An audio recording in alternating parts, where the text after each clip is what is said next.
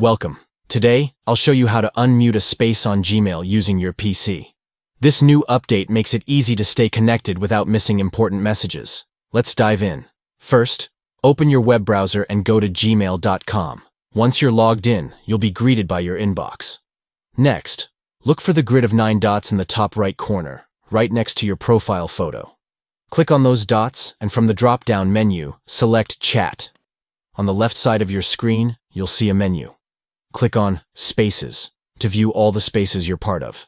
Now, find the space you want to unmute and click on it to enter. Once you're inside, check the top of the space for its name.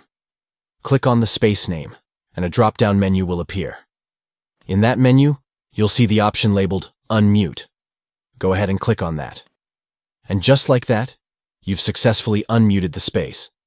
You'll now start receiving notifications again, keeping you updated on all the conversations.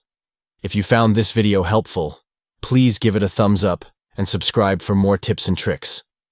Thanks for watching, and I'll see you in the next video.